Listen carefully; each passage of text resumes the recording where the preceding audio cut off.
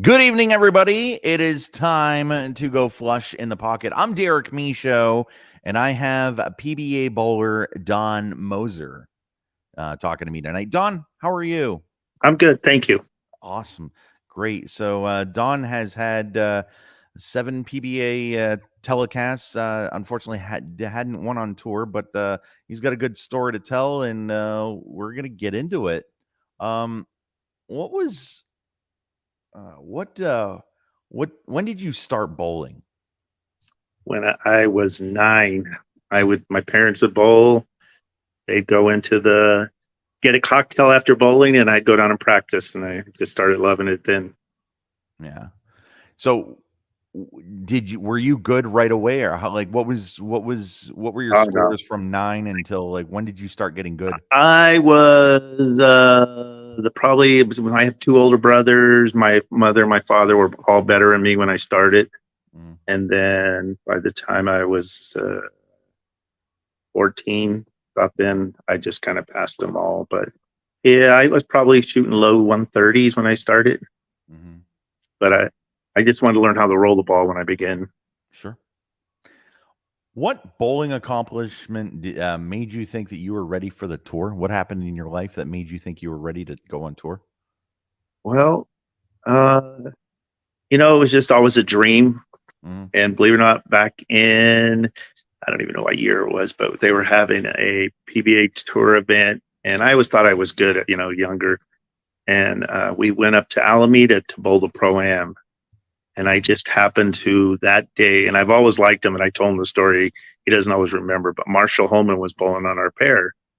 And I bowled, and I think I ended up either winning or I was second. And I shot, decent games. And before when we were done, he walked to me, he goes, "You know what? You throw the ball so good. One day you're going to be out here." And of course, as a kid, I'm always remembering that. And then as I got older, I always wanted to do it. Couldn't get the money, and went had a really good job out in South San Francisco at Fuller O'Brien Paint, making probably $17 an hour back in '83. Mhm. And I just said, I went through a divorce, and I just said, this is time. Quit my job, went to work in a bowling center so I could practice for free. Mhm. And first time I went out, I sold shares in myself, $200 each, so I could get out there. Wow. Wow. So when I worked at a bowling alley briefly. Of course, I got a couple disabilities, but when I worked at a bowling alley briefly back in 2000, and back then over in Maine, if you work at a bowling alley, you got 3 free games. How many games did you get to play for free Oh no, if I you was the worked? manager. So what we'd normally do is there was like three of us. One of the kids that grew up with me that I always called him my son was Gary Holzenberger from I think he's with Storm. Yeah. Is that Oh, where he's at? Storm? Leanne's Yeah, the husband. ball. Yeah. So Yeah. he would be there, and we'd all work at 11. We'd close the bowl, and we'd all just bowl for 2 hours as much as we wanted to bowl. Wow. That that's really awesome. How long were you out on tour? I went out in '88 part time and '89 full time, and I quit in the summer of '97. So so when you hold on, actually we'll get into that in just a second. Well, when you left, what made you want to leave the tour? Uh, I was. I'm not going to make the comment I normally make, but I was with someone, and they gave me the ultimatum: either Mhm. we had a child, she wanted me to settle down, tired of me being on the road, and just Mhm. said, you either got to come home and settle down and start a family, or I'm leaving. And at that time, I already had custody of another child that I had, and I Mhm. just thought PBA was not doing good. They were talking about we might go under because we don't have no sponsorship, and I thought I'll try to get out first, take care of my family, and that's when I went to work in the bowling center in Michigan. Thanks for answering that question. I know that, I didn't realize that was that personal, and I wasn't I appreciate you answering that question. Uh that means a lot. Did you feel on tour that you had an opponent that you could beat a lot? I mean, No, I mean I looked at everybody equally. Believe it or not, when you're bowling them, they're equal. If you're out there and you made a finals or a TV show, you were good enough. It didn't matter. And I don't think I ever bowled the same person twice on one TV show that I made. Mhm. Okay. What about match play, like, during the week, the top 24? Not really. If No. the worst person I bowled was probably myself, because we had talked about this earlier with you, but I had this thing whenever I get close, instead of just bowling, I start looking at everybody's score. I'm this close. How far away am I? I couldn't Yep. just concentrate. Yeah. Did you, did you, did you feel that anybody had, like, there was one person that beat you quite often when you bowled? I mean, like, say Parker Bones, no, Parker Bone beat up on Jason Couch pretty good, and always beat him on TV or in match play. It seems like. Did you have anybody that you felt beat you a lot on tour? Match play, maybe Brian Goebel probably had my Okay. thing, and then we roomed for a long time, and I couldn't, just couldn't beat him. He just always, no matter where we were playing. Hmm. What was your highest moment on tour? Uh, Making my first show was huge. I mean, that's when I knew I belonged. Yeah. And one of the things I was always proud of was I was probably 80% of the time I was out, I was always one of the top cashers on tour. Hmm. So, I mean, there was times I would have, with whatever I did, I'd have like 25 out of 27 tournaments. I cashed or made the cut, or I made it. So I loved my consistency. Hmm. So, not to be invasive or anything like that, but when somebody gets a check today, not just on tour, but in anything, you can use a mobile banking app if your bank has a mobile app, and deposit checks and stuff like that. How difficult was it to I guess cash a check on tour, because you're going around city to city, you're not in the same state, you know 2 weeks in a row? How difficult was that?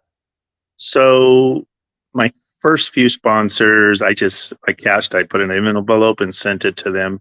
Hmm. And checks for us, the PBA always had it set up, no matter where we were bowling, that they would cash up to $1,000 check. So if we needed expense money that week, Hmm. we could always do it through the bowling center.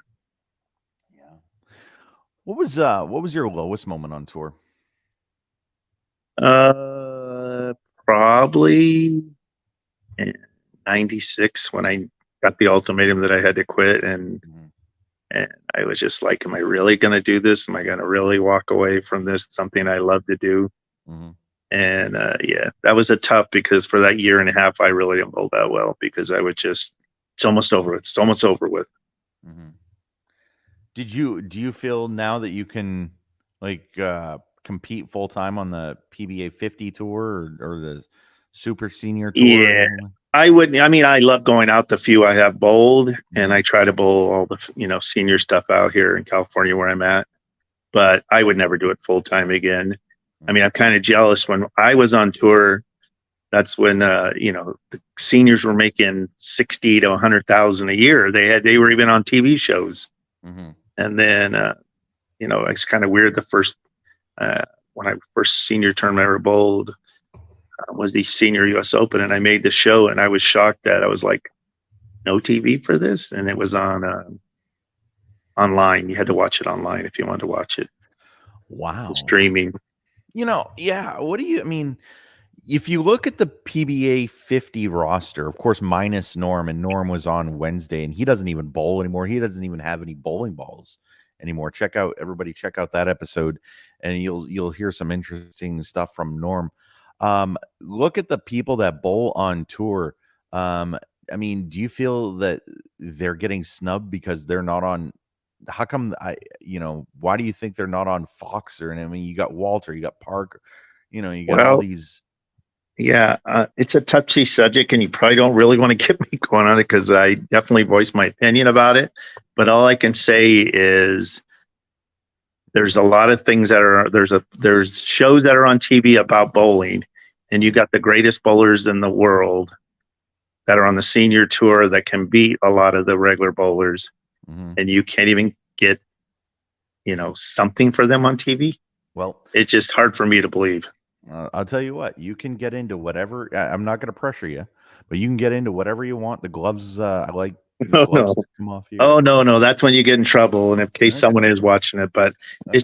it's just not right. I mean, it's I just, understand. if anything, the younger guys should be fighting for whatever station it is on or whatever for these guys to get shows. Just like when we did, we were like, God, thank God when we get older, there's something for us. And it's just kind of, it's nice that Norm could go bowl and Walter bowled on the regular tour, but most of the guys can't compete with those guys. And the game's changed so much now. I mean, when I was on tour, I was throwing the ball 13 to 14 miles an hour. Now look at the speed on the ball. I'm waiting for my ball to come back to me because it's going so slow. Yeah.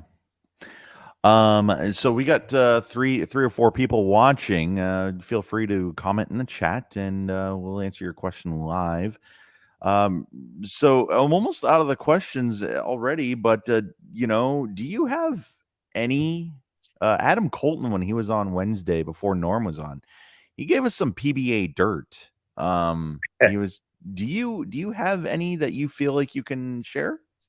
Well, I don't know if this is dirt, and hopefully if he hears this, he won't get mad that I'm going to tell you this story. But so one of the reasons that me and Tom Baker roomed a lot, everybody knew we loved to play the horses. Mm-hmm. And he had my sponsor I had was sponsoring him too at the time. Mm-hmm. And so we were bowling at Hollywood Bowl in Portland, Oregon. Mm-hmm. And I'm not going to lie to you. I mean, I'm going to tell you when I tell you this, the bowling center to the horse track was the max 10 minutes away. Mm-hmm. And so I had missed the cut. Tom was still bowling. He was close and he had went to the track. I wasn't there at the time because we were bowling the squad. He went before us and he went to the track and, well, he tied. So he had to have a roll-off match to see who made the show. I mean, got to the top 24 and they called him at the horse track and he got the message, but within that 10 minutes, because traffic's real bad in Portland, they have a loop horseshoe thing. And right there's where Portland Trailblazers play and everything. He missed it. And that week, his sponsors got really mad at him and blah, blah, blah. One of them dropped him. The other guy said, I'll stay with them. And, I talked to him, this might be a good thing for you, blah, blah, blah, blah. The next week, we were in Los Angeles at Cowboy, I think it was. And I don't remember which tournament it was, but first place was 60,000 and he won that tournament. And the guy that he stayed with him, they just split out. He ended up going on his own. And he went on a run for a while. And I just always thought that guy that gave up on him, does he realize how much he just lost on this? But just was the road. There was things like that all the time, but can't always tell stories. Sure. Yep. I totally understand that.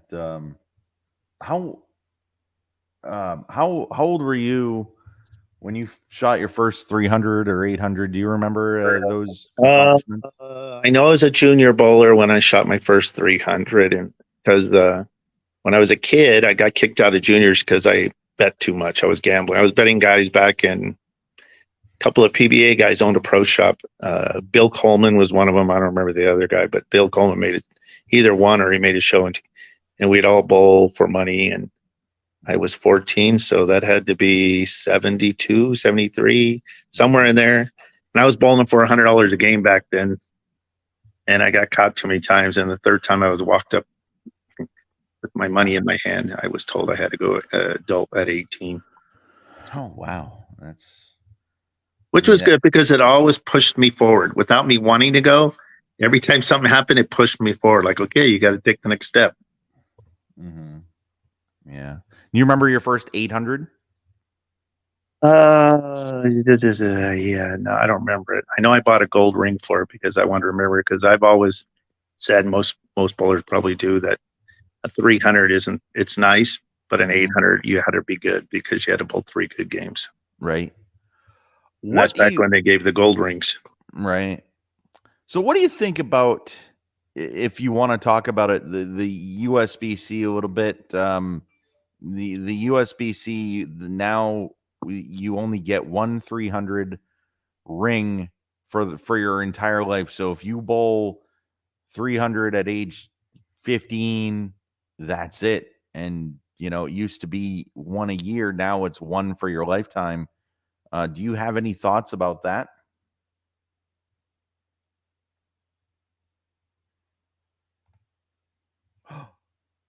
Uh-oh. I believe we lost him. Hang on one second.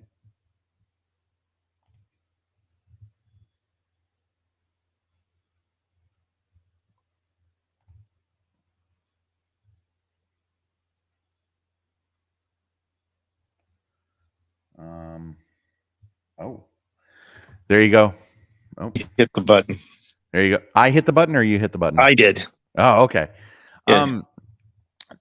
So did you hear my last question or? I know it was something about the USB-C. So with ABC and WIBC, you can get a 300 ring a year.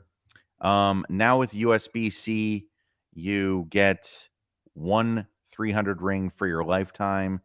Do you have any thoughts on that or like? Oh yeah. Now this is one I'll talk about with you. Okay. Let's just start out with Bolero. I'm not the biggest fan of it because I think they charge way too much money for everything. Mm-hmm.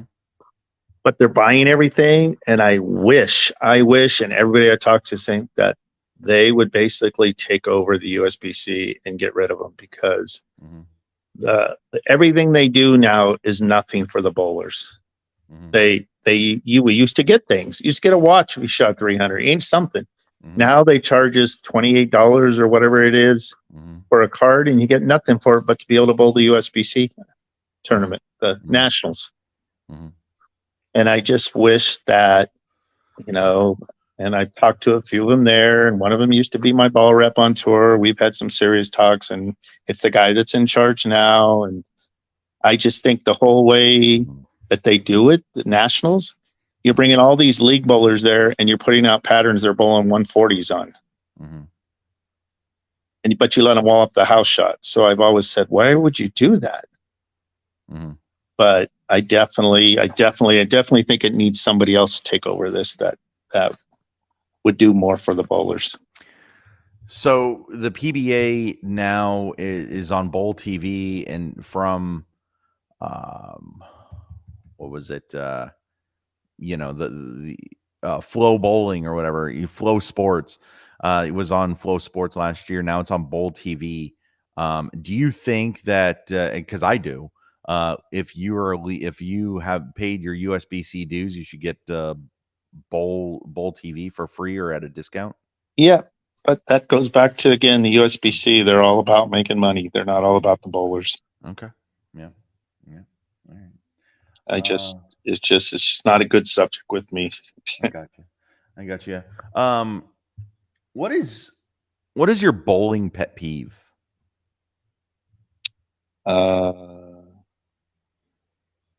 Slow bowling. I guess that would be the best thing to say. Like, get up and bowl. It's your turn. Right. Exactly. Already. Exactly. Yep.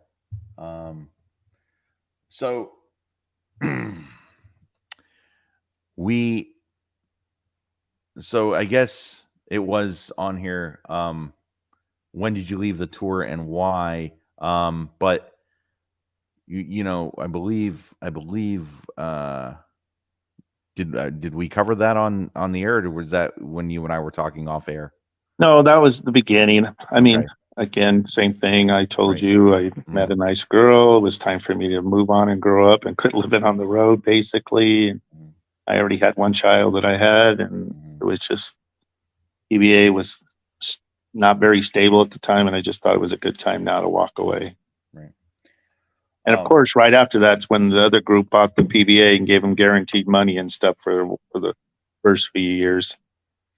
So what was that like? What do you mean guaranteed money? So who got paid? And so if you were in the top 60, you were guaranteed a cash or whatever the number was. I don't remember exactly. Right. 64. Yep. Yeah. If you were there, you were guaranteed. They still had their rabbits and stuff, but yeah, you were guaranteed. I think they only did that for a few years though.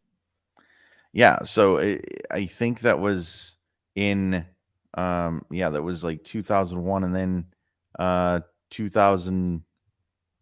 Like they had like $200,000 prize every, $40,000 every week.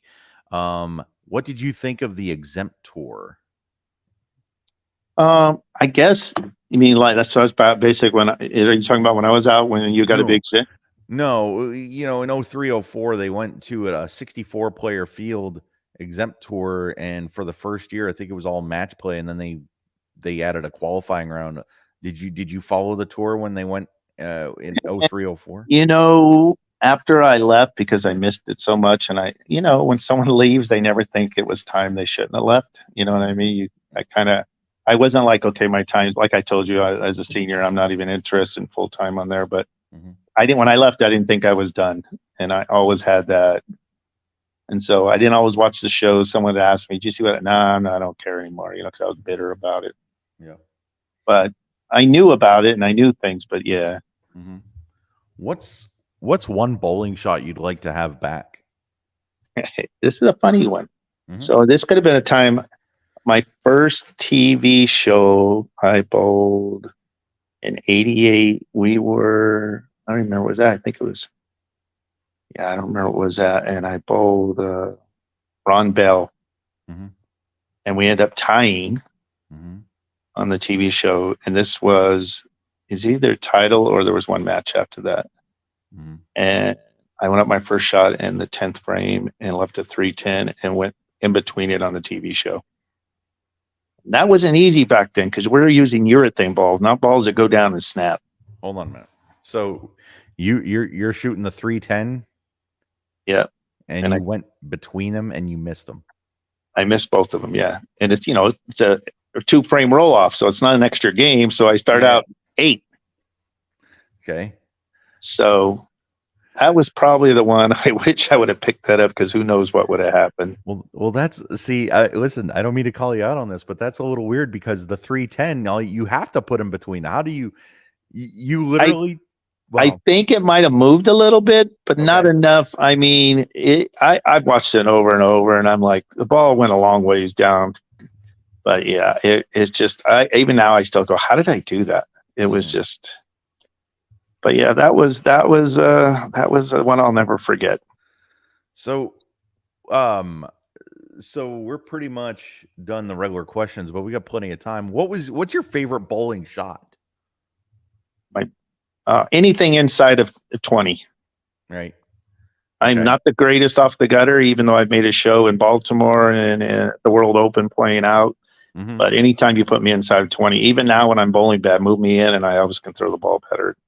My swing just fits it good. Yeah. So a lot of bowlers today have oil patterns named after them. Mark Roth, Marshall Holman, Carmen Salvino, all those guys. If somebody was to name an oil pattern after you and they let you decide, pick the length and all that stuff and the type of shot, what's the Don Moser oil pattern? I think the only thing I could tell you is a lot of oil because as slow as I threw the ball, mm-hmm. the more the oil, the better I bowled. Okay. So if you were bowling the 2002 PBA Tournament of Champions on 50 feet, would you have beat Jason Couch, do you think? Okay, yeah. There you go. We bowled the year I made the show at the World Open. Mm-hmm. I don't know what oil or how long, but I remember back then it was a ball nobody liked, but I was throwing the AMF ammo.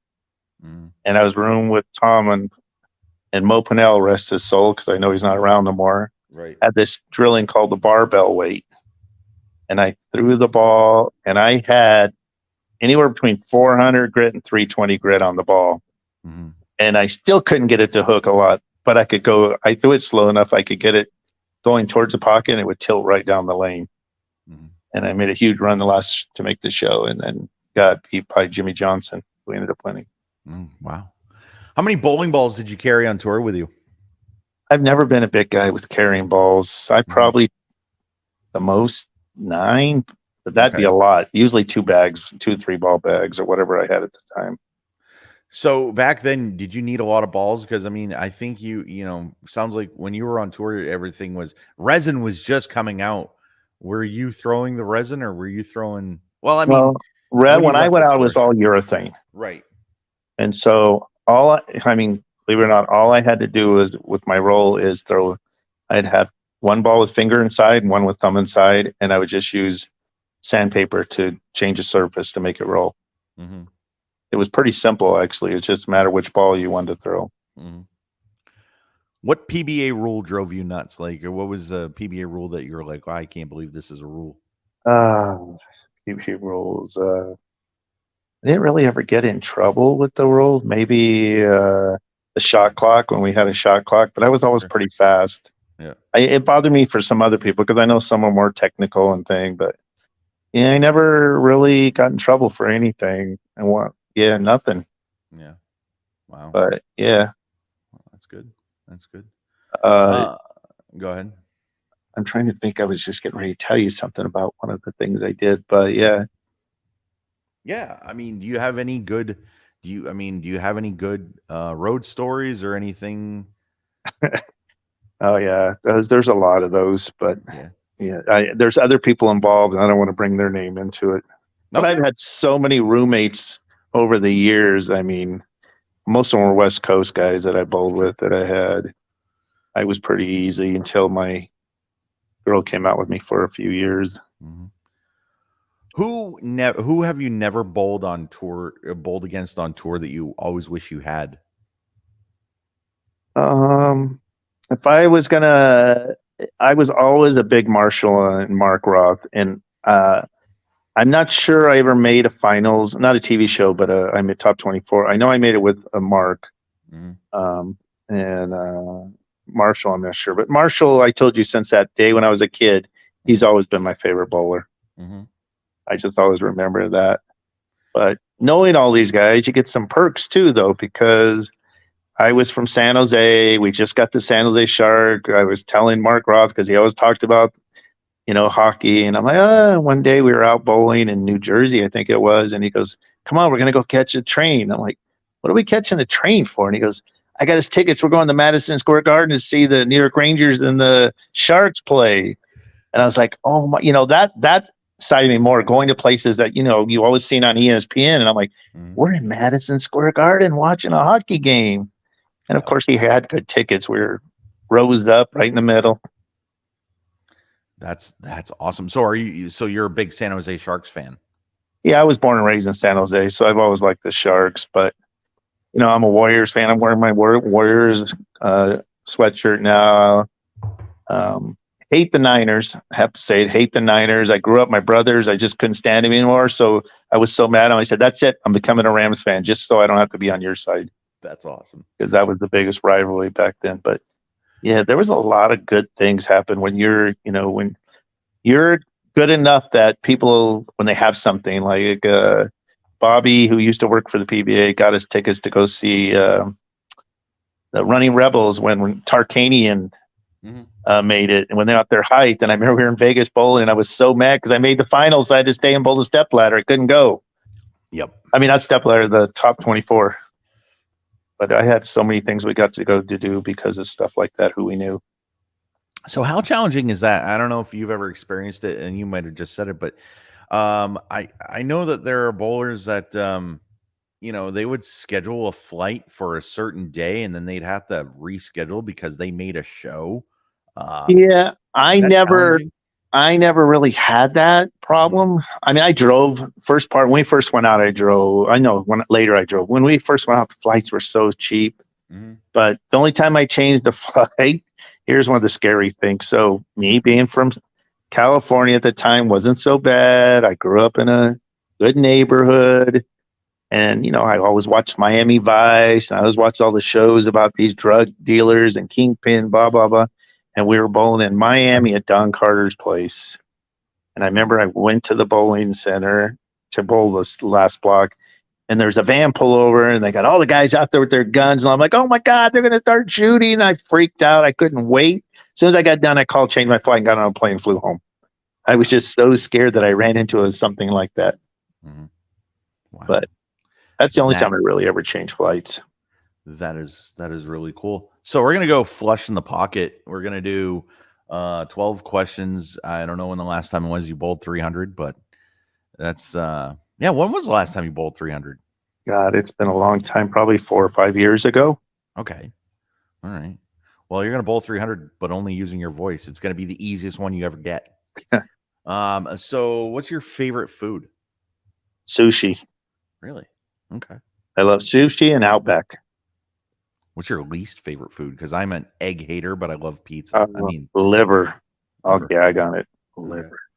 All right. What when you're?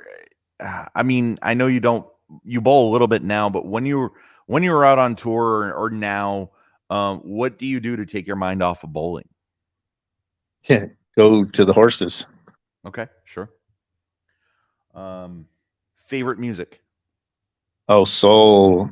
Old okay, school rap for sure.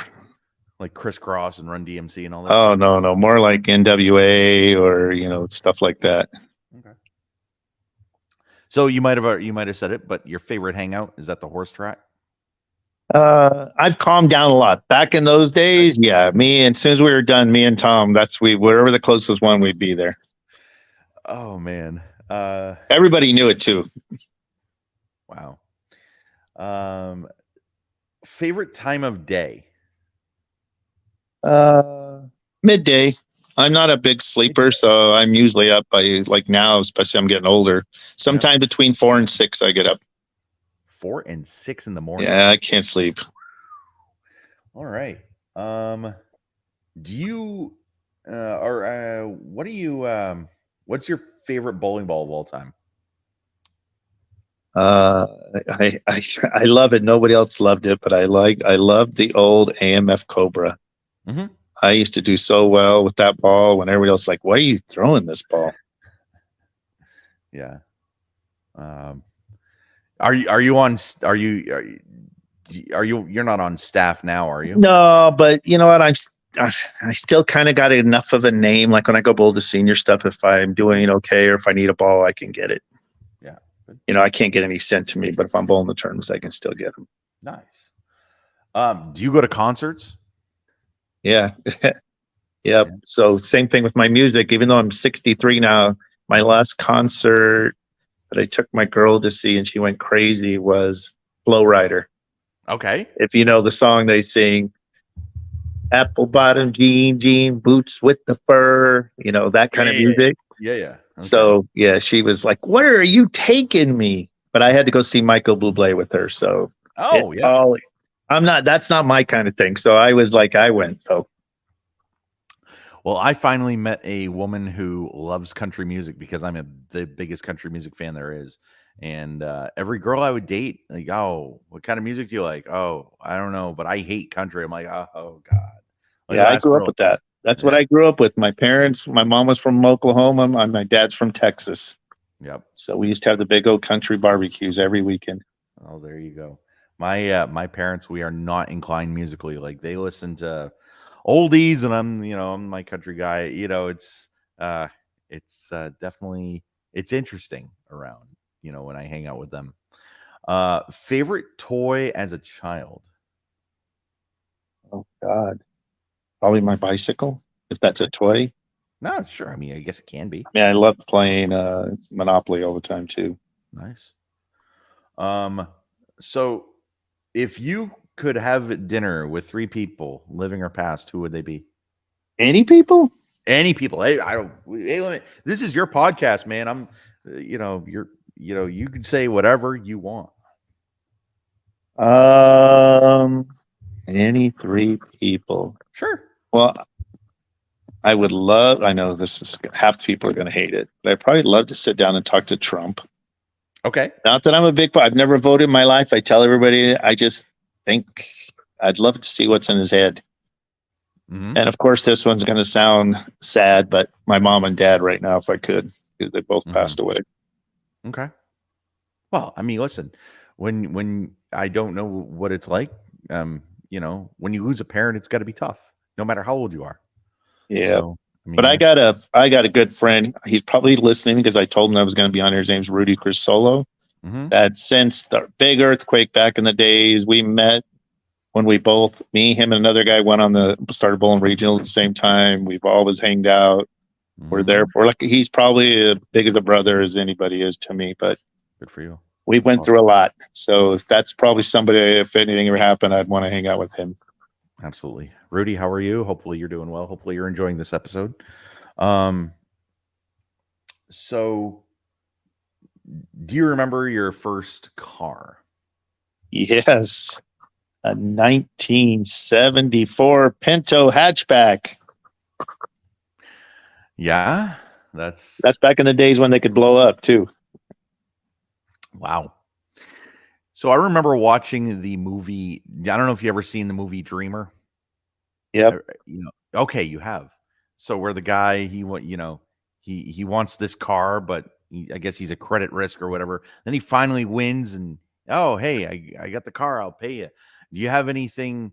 Yeah, did you buy yourself anything exciting that because of bowling that you could finally afford because you were a little bit successful? No, I mean I always bought whatever I wanted, but the one car I did want, and I always had the money. I just never. Every time I make a show, I'd save it because back then the money I made, I could have bought the car, Hmm. but was a '69 Camaro SS Superstore, Yeah, and I never got it. And that's the one grudge of all the money I had back then. I didn't get my car. yeah. What was your all-time favorite sports moment? This year wasn't bad because my whole sports, any sports, I've always tried to have one in the American League, one in the National League, and I always said, I got it. I just want to have a chance of both my teams making it, and it Mhm. was last year with the Warriors and the Celtics. Oh, So that was big, and most of my sports when I grew up, because I grew up with ESPN, I always liked the Rangers because ESPN had them on. mhm, Celtics were always on TV. Larry Bird was playing, but mhm. everything I've done was through ESPN. Kind of built my where I really got into sports. Yep, yep. I remember Gary Thorne was the best, my all-time favorite hockey play-by-play announcer. I mean, God, the way he would just get you going when he would yell goal, score or whatever. I mean, Yeah, amazing. I never got hockey though. No, Tom Baker always wanted me to go to Buffalo, and I'm like, no, dude, it's too boring. You can't sit there really? for 2.5 hours and watch one goal scored and just going up and down the ice. Wow. When I tell people I watch professional bowling, they're like, "Oh, what the hell is that? Why would you watch that? It's not Well, exciting." It's I probably wouldn't watch if I didn't bowl either. Believe it or not, it mm, it, it was kind of boring. But I had when I was growing up, I had a choice to play water polo. I was really good in water polo, and mm, they're like, "We can get you a college degree." And I go, "I don't even want to be in high school. You want me?" That's how I ended up switching over to bowling. It was when I was 14, mm. 15. I said, "I'm just going to go bowl 20, 25 games a day and Mm. just work on the game." Okay. And I quit playing water polo. What do you have a favorite PBA moment as a fan? I don't know if it was a fan, but I was after I quit the tour. When I told you I went back to Grand Rapids and I ran the bowling center there, Spectrum Lanes that actually host PBA tournaments at the time. Mm-hmm. And I was the manager at the time when Pete Weber shot. Pete Weber bowled his 300 game on tour, and I think that's when it was. And I know there was one time I was there, and he was on a show, and they called his dad. He was bowling a Yeah. senior tournament over somewhere else close to Grand Rapids. It was all live. It was pretty cool. Yeah, that 299 in Grand Rapids on Yeah, actually, ironically enough, that was on my mom's birthday, 2001. That was I remember that I used to always show her, I mean, "Hey mom, somebody's going to bowl 300 or whatever." And then he threw the 12th shot and I knew that thing was going to go high. But Spectrum Lanes, what a yeah, that was an amazing show. yeah, really was. And rest in peace, Dick Weber. Don, thank you so much for doing this. I hope the questions weren't too uncomfortable or anything like that. Hey, I appreciate you because, like I asked you, why you choosing me? I mean, anytime it just makes me feel good. Like, man, maybe Of course. I did do something on tour that people remember me. Well, so like I said, if I ever seen you bowl match, or I mean, I've never seen the top 24, but when I would bowl or watch Saturday afternoons, you know, I feels like I feel like you made a lot of top 24s. Um, and I always remember Don Moser. I can't remember. I don't know how long we've been Facebook friends, but I looked you up because I mean I know who you are, and not to be uncomfortable about it or anything like that. I mean, I know I'm kind of off putting, I guess, a little bit, but I love. I love the PBA more than anything in the world, and so when I get to talk to people like you, I mean, listen, Saturday afternoons are important because people like you made them important. If it wasn't for Saturday, we wouldn't know who Pete Weber was. We wouldn't know who Dick Weber was, or anybody. Hmm. The Saturday on ABC's Wide World of Sports. Um, that was, I mean, you guys are in our name, on our lips because of Saturday afternoon. Oh yeah, And even for me, that's what got me to want to be a pro. Was like, I want to make a TV show. so for people, and I kind of want to look these up. Do you remember your 7 TV appearances and how did you do? So in '80, Baltimore, I made twice. So in '89, I made a show in Baltimore. Okay. And 90. 1990 was my best year. I Okay. made back-to-back shows. I made it in Baltimore, and then we went to Wayne Webb's place, wherever that is by Toledo, Columbus. I Yeah, made a yeah. show, and then I made the World Open at the end of that year. Hmm. And then now it's getting a little more sketchier. I know I made another 2 shows in Baltimore. I Hmm. made one at Tucson. I made one in Ohio, but it's not one of the main cities. It was, but I made a show in Ohio, Hmm. and I know there's another one. I just can't remember it. That's what happens when you get older. Your mind isn't. Oh, Even that's okay. though That's okay. What do you people think? always say you can't remember anything, but you can remember that shot you threw in the 3rd frame in the 9th game of the, you know. Yeah, yeah. What do you think of what goes on in Portland, Maine at Bayside Bowl? Does that make you want to kind of get back on tour? I mean, how fun is that? Oh yeah, that's incredible. Oh God, I I wish they had all that when there's so much they do now. I mean, hey, you missed a show, don't worry, we're going to replay it in 2 days. Everything is just so much more exciting. I'm mhm. not a big fan of like a lot of the other older guys. I'm not a big fan of the two-handed bowling, but Okay, that's just it is what it is. sure.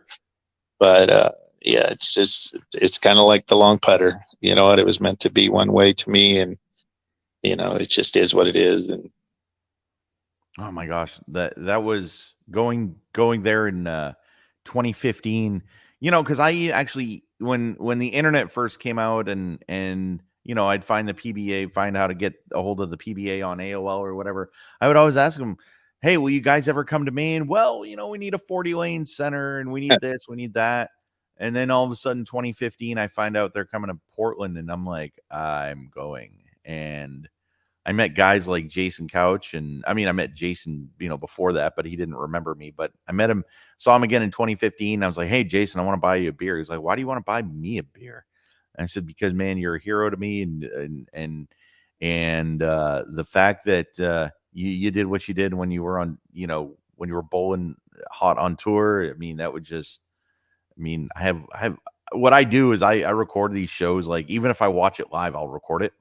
yeah, And I used to have a TiVo that had a DVD burner on it, and I would just record it, put it on DVD for my own use only. I would never distribute it. Um, I just want to watch it later, and so I yeah. would just I mean, I keep. love the way they do the Pabst Blue Rhythm for Yep, for the 6-bagger and yep, all that. yep. I mean, that's bowling. Bowling, have a beer. Have a beer, absolutely. Yeah. I But I don't. one thing I'm surprised they don't do anymore, and we had a few of them, was stadiums. The big Yes. stadium and the stuff. Those shows were incredible, and they'd always get a lot of people to go. So have you ever made a show in a 4-lane arena? No, I would have loved to. I never did. That was, yeah. I was made the finals one time. I was close, but yeah, I never. Always wanted to do that. Yeah. I mean, you could just scream and yell, "Come on, let's go!" So, and I know that this is kind of going over, but when uh, uh, there's another bowling podcast I was telling you about off air called Bowling with the Pfeff, with Andrew Pfeffer, and it's amazing. Check it out, and even send him an email. He loves to talk about your actual bowling story, not just the PBA stuff, but he wants to know your bowling story. And he had Bob Learn Jr. Monday, so Bob. was telling a story about how he met the guy a year later in, I believe, in Korea or somebody like that. The guy comes up to him and he's laughing and he says, "Hey, you remember me? I'm the guy that made you. I made you miss the 10 pin, against Oh, against Parker." He's like, "Well, why are you laughing at that?" And he was like, "Well, I thing was I couldn't see where the 10 pin was. I couldn't see the 10 pin." And I mean that was interesting. And yeah, I love arena bowling. I yeah, didn't like it in 2012 and like when they did it in South Point, it was just 2 lanes. No, I like, I don't know. What yeah. do you think of the World Series of bowling? I bowled it a couple times. It was okay. I mean, I don't think it's enough games to really figure out who was the best at the time, but Yeah. it is what it is. I mean, Wow. I don't know how exciting everybody is about bowling anymore besides the tour guys. Oh God, I will watch it until I die. Yeah, I I will. was going to tell you when you were talking about Bob too, was Go ahead. some reason there's 2 times of it just people couldn't understand that a lot of the TV shows were tape delayed. And I mean, I can't tell you how many times I'd be down there on Saturday bowling pro-ams, and people would come to me. I don't know why. They always thought back then we looked alike. And they'd go, "Man, great bowling today. I saw you, man. It was great." And I'm thinking, I'm here. This is 1,000 miles away. How do you think it's me? And then one time in Baltimore, we made a TV show and it was tape delayed, and we went and bowled a kettle pin, I guess, duck pin, Yeah, whatever yeah. they had back there. Okay. And I remember bowling and people looking up because they were showing the show at that time and looking over at me and going and looking and going. And I'd walk up and go, "Oh, that's pretty cool." And they goes, "Is that you?" And I go, "No, how can it be me? I'm here." Right. It just, they didn't understand that it's already been played. All right. All right. I don't mean to do this to you, but tell me about your 396. No, I'm just kidding. Just giving you a hard time. Listen, so when I went to North Carolina in '99 for World Special Olympics, and so uh, I went up to the counter and whatever. My parents and I were talking about Parker Bowen. The guy at the counter was like, "Oh, let me see if Parker's still here." And so I told, and this is when I used to email Parker, because I met him in 2013. I told him how I used to email him, and he didn't remember, but I emailed him and I said, "Hey, somebody thinks you're here." And they were in Lakewood, California. That was the year that was a stop that Tommy DeLuth won his first title. Mm-hmm. But yeah, that was crazy, man. Hey, listen, man, thank you so much for doing this. You're welcome anytime. I'd Absolutely. like to come on. Absolutely. Well, I'll talk to you soon, and you have a good night, sir. All right. You too. All right, Thanks. buddy. Bye. Bye. That's Don Moser, a great bowler and a great guy. I'm going to be hopefully friends with him for a very long time. Coming up on the show on Friday, we have Mallory Clark.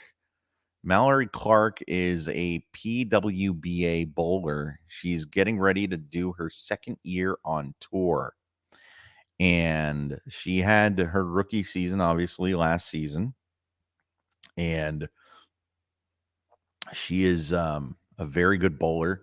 Her coach is a pretty good guy himself. His name is Jimmy Clark, who we will probably try to work him on one of the episodes. And so Mallory and I are going to talk on Friday night at 8 o'clock right here on Flush in the Pocket. And then we also have Michelle Sterner on March 9 at 8 p.m. And the reason I do these at 8 p.m. is because I think these guys and gals are prime time. If I get a chance, if a professional bowler gives me the time of day or will let me talk to them for an hour or whatever it is, then I want to make sure that it's in prime time. So this was awesome. I definitely want to thank Don Moser for doing this, and just be well. And who knows, we might have a surprise for you, a surprise guest coming up soon, maybe even tomorrow night. I'm working a deal with this guy to see if he'll come on tomorrow night. You'll know who it is once we do this. So tomorrow might be a surprise episode. if he messages me and says, okay, I'm good to go tonight, then I will make a major announcement probably at 1 o'clock tomorrow afternoon. And so in the meantime, thank you guys for watching.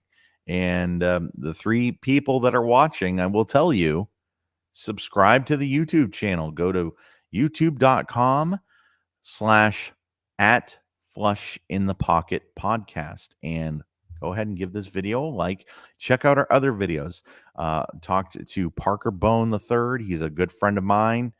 Talked to Tim Chris, also Steve Jaros, also Norm Duke.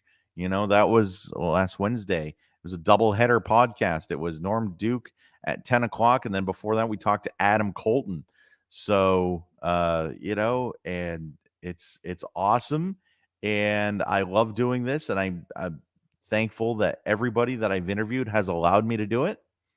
So also check out Mike Alby's interview and Tim Chris and Steve Jaros. So, and also if you really want to check out the first ever episode, Andrew Pfeffer from Bowling with the Pfeff was on, and we were talking about the PBA. If you remember, we were previewing the PBA season, talking about some past PBA seasons like the 2021, and also talking about who should have won more on tour. How many titles should Randy Peterson have had would he have had if he never had knee surgery? Jason Couch as well. So,